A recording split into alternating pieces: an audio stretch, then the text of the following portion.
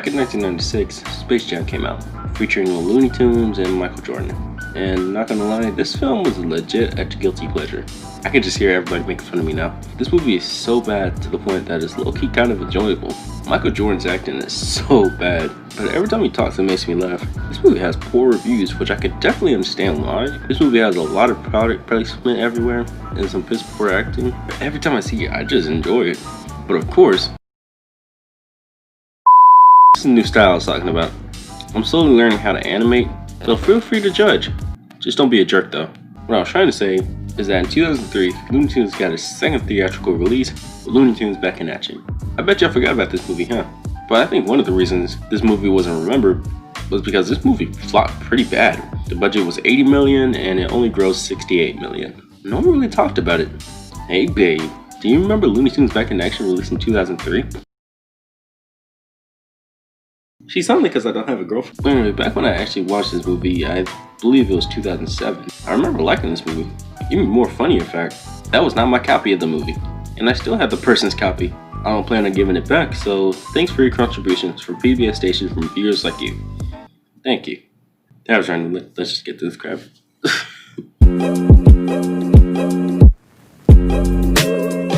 The movie opens up with your typical Daffy and Bugs slapstick, and it honestly makes me laugh how many times it shows Daffy getting his beak blown off. Then the movie actually starts with Daffy getting fed up on constantly getting hurt in the cartoons, so they make the bright decision on firing Daffy Duck. Not a good start, dog. Introducing a new character, DJ, who wanted to become an actor and wanting to follow along in his father's footsteps, Damian Drake. After DJ fails to retrieve Daffy, he gets fired as well. Not sure how he can get fired for someone else's wrongdoing. But anyway, Daffy follows DJ home, and DJ finds out about his dad being kidnapped by Acme. And DJ and Daffy are sent to find the Blue Monkey. After losing Daffy Duck, the Warner Brothers realize they can't do anything without Daffy, so Kate is tasked to bring him back. Bugs Bunny is tagging along too. While DJ and Daffy are on the road, Acme finds out about their journey and sends various bounty hunters to stop them. I actually like this little detail, because the bounty hunters are nothing more than Looney Tunes characters, like Yosemite Sam, the Coyote, the Tasmanian Devil, and Marvin the Martian. DJ and Daffy go to the casino to talk to Dusty, and she gives him a card that'll come into play later. Yosemite Sam attempts to catch DJ. DJ eventually meets up with Kate and Bugs, and they all try to get away from Sam, leading to some pretty funny slapstick. Roll out! But innocent people could be hurt. Throw it out the window! It'll send the wrong message to children. They eventually lose Yosemite Sam and end up in the desert, leading to the Coyote being the next bounty hunter. And he's personally my favorite. He's constantly screwing everything up, at least in some pretty funny slapstick. While walking, DJ accidentally wants to steal a portal in Area 52. Some shenanigans later, they had to go to Paris, and it leads to one of the best scenes in the movie. This painting scene was just really well done, and it's so fun. I did not intend that to rhyme. DJ saves Kate, and they make their way to the Blue Monkey, with the help of Tweety Bird, Sylvester, and... oh, that's her name? But anyway, they get the Blue Monkey, and it turns out the characters were in disguise, revealing Mr. Chairman, the Bodyguard, and the Tasmanian Devil. They're taken back to Acme, and this is where the movie changes up. DJ and Kate go to save Damian Drake, and Daffy and Bugs are facing Marvin the Martian. But Bugs and Daffy are more enjoyable. The slapstick and the callbacks are just perfect. Everything is finished, Davy and Drake is saved, and it's revealed that the movie was a movie the whole time. We're ending, but I really do like how the movie ends with Porky just stuttering like crazy.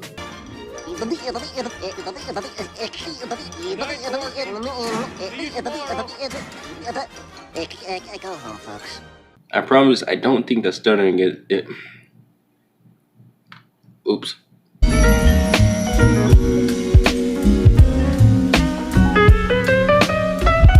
Hey Tim, thanks for having me on here. Wait up, G. I already started the review. No, wait, don't go. I want a Looney Tunes review. No, dog. I already got the review started. Damn! Guess I'll go back to reviewing crappy Marvel licensed games some more. Next time, record your lines in time. You son of a bitch. Well, actually, come back. I remember watching a review on this film, and they said this was the worst film he's ever seen. I watched this, and I legit had a good time. This film is filled with, honestly, some of the most clever scenes, like how Shaggy's talking to his live-action actor. What kind of performance do you call that? You made me sound like a total space cadet, man. If you like Goof on Me in the sequel, I'm coming after you. Yeah, and I'll give you a Scooby Snack. As a matter of fact, the lunchroom scene was really well done. Everything comes to life. It was a treat to watch. Most of these scenes are really well done. You already know I'm going to talk about the painting scene. Well animated, very fast paced, and I mentioned this earlier, the bounty hunters were a really fun addition to the story. Seeing Yosemite Sam getting blown away was always funny.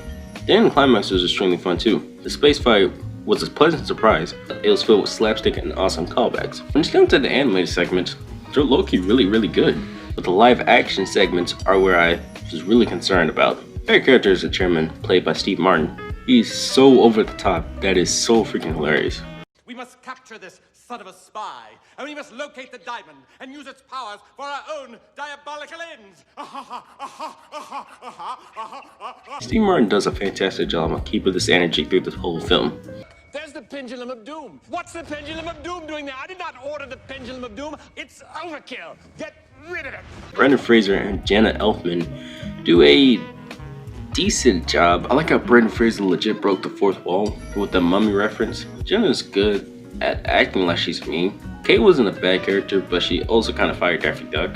She just tagged along really and gets captured in some scenes. Yeah, you know what? I think I can say everyone that's working for Acme give the best performances in this film.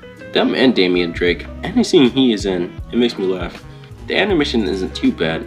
The shading looks nice and the expressions are really well done. A bit too much CGI in some areas. It sounded like every scene had CG in it. It's not terrible, but most of the time it was a little unnecessary. I think my biggest problem with this plot, it was kind of going all over the place. It started off with a trip to the Blue Monkey, then they go to Area 52, then Paris, then a fight in space. The ending was funny, yes, but hella confusing.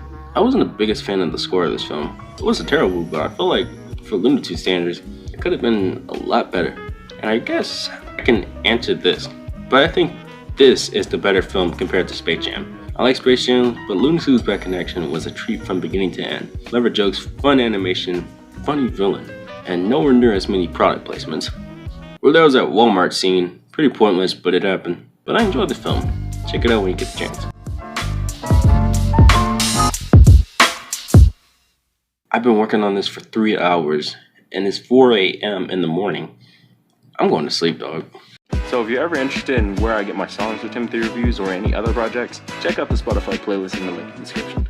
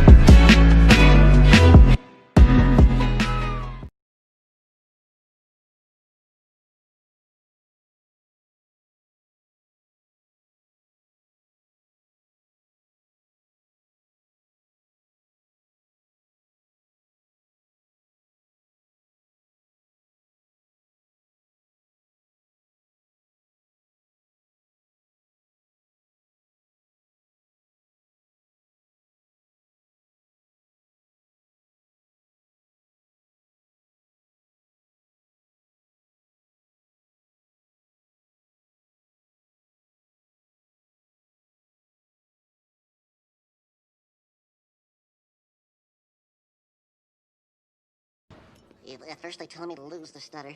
Now they tell me I'm not funny. It's a pain in the butt being politically correct. You're telling me. What kind of performance do you call that? You made me sound like a total space cadet, man. I'm sorry you feel that way. I was trying to be real to your character. If you like Goof on Me in the sequel, I'm coming after you. Yeah, and I'll give you a Scooby Snack.